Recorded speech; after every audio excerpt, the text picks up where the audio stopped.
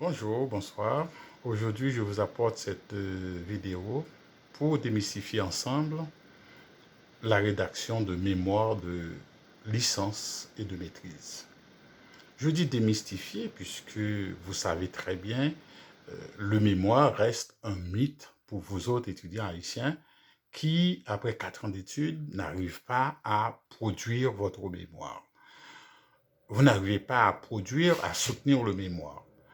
Maintenant, pour comprendre tout ça, il faut comprendre le contexte de l'enseignement supérieur en Haïti. Quel est le contexte? Eh bien, l'enseignement supérieur en Haïti, pour avoir la licence, il faut passer 4 ans à l'université. Que vous soyez en droit, en éducation, ou en gestion, en économie, en sociologie. Donc, il faut passer 4 ans d'études. Et ces 4 ans d'études sont sanctionnés par une licence à la fin, mais par contre, il faut soutenir le mémoire de licence. Il faut soutenir le mémoire. Tandis que dans les universités, il n'y a pas de cours réel de formation de méthodologie pratique. Il n'y a pas de cours pratique de méthodologie de recherche. Le cours de méthodologie que je fais, c'est un cours qui reste très théorique et que l'étudiant travaille pour avoir des notes pour réussir ce cours, mais il n'y a pas aucun lien avec le travail de terrain, le travail de mémoire que l'étudiant aura à faire. Donc, il n'y a aucun lien. Du coup, le cours reste très théorique et l'étudiant, après ces 4 années, il n'est pas en mesure de préparer, de rédiger son mémoire. Et en plus, l'université ne met pas en place, l'université haïtienne ne met pas en place un dispositif d'accompagnement des étudiants pour pouvoir écrire le mémoire. Donc, du coup, les étudiants, après les 4 ans, ils ne peuvent pas vraiment produire le mémoire et ça fait que l'étudiant reste un éternel étudiant. Un éternel étudiant, puisque vous allez voir, un étudiant qui passe 4 années, qui n'est pas accompagné, un cours de méthodologie qui se fait très théorique, eh bien, après, vous allez demander une attestation. On va vous donner une attestation avec mention étudiant finissant. Après 2 ans, 3 ans, vous allez encore demander une attestation. On va vous donner une attestation finissant, étudiant finissant. Donc, c'est toujours une attestation d'étudiant finissant parce que vous n'avez pas bouclé le cycle d'études. Le cycle d'études exige, ça prend un mémoire. Et quelles sont les conséquences? Les conséquences, l'étudiant qui soit en droit, en gestion, en éducation, en économie, en sociologie, en psychologie, quelle que soit sa discipline, qui souhaite continuer pour faire un master ou un master, ou disons une maîtrise ou pour aller plus loin, il ne peut pas avancer puisque il ne peut pas s'inscrire à une autre université puisqu'il n'a pas la licence. Et c'est la licence qui dit que le cycle est terminé, le cycle est bouclé. Donc, il ne peut pas avancer pour poursuivre sa formation. Or, au niveau professionnel, il faut avancer dans la formation. Même si vous cherchez un travail, lorsque vous cherchez un travail, très souvent maintenant, on va vous demander une licence. Ou bien on demande un master. Or, vous n'avez ni licence ni master.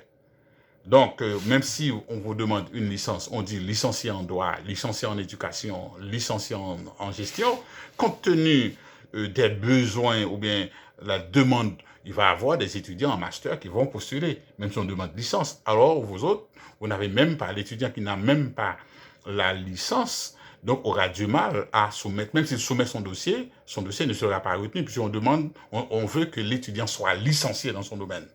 Donc, il n'est pas licencié, donc il ne sera pas retenu. Et la licence qu'on demande, c'est parfois très important puisque l'étudiant est dans la situation de produire des rapports et l'étudiant qui n'a pas produit son mémoire aura du mal à produire un rapport de qualité. Il ne pourra pas faire un rapport de qualité puisque cette habitude de production, d'analyse, de synthèse, donc il n'a pas cette capacité de produire, d'analyser, de synthèse, et de faire des synthèses. Donc, l'étudiant est disqualifié. Il n'est pas accepté pour ce poste. Et en plus, en écrivant, en rédigeant, en soutenant le mémoire, vous avez une capacité de prendre la parole en public, de défendre un point de vue, d'argumenter, puisque le mémoire te donne cette capacité d'argumentation. Donc maintenant, l'étudiant qui n'a pas de mémoire n'a pas cette capacité d'argumentation.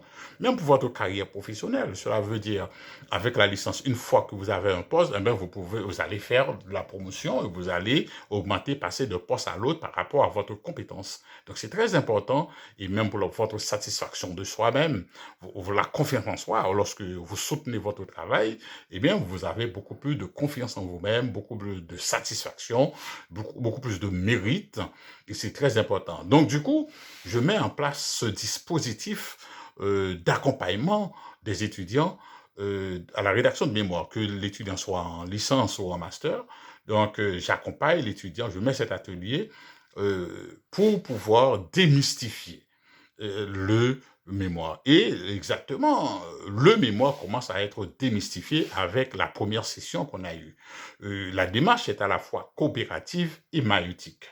Coopérative, parce que l'étudiant vient, lorsqu'il émet ses idées, eh bien les autres étudiants du groupe pourraient aider l'étudiant à trouver soit des textes, soit des articles, soit des livres. Il pourrait même donner des conseils par rapport à son travail, un document qui sert, etc. Donc, dans ce sens-là, c'est coopératif. En même temps, c'est maïeutique, parce que l'étudiant qui vient va venir avec une idée. Et moi-même, je vais demander à l'étudiant, je vais pousser l'étudiant à coucher ses idées. Et ce sont ces différentes idées que l'étudiant a accouché que je vais l'aider à aller plus loin. Donc, c'est dans la logique, je dis maïeutique, dans la logique de Socrate, où l'étudiant aura à accoucher ses idées.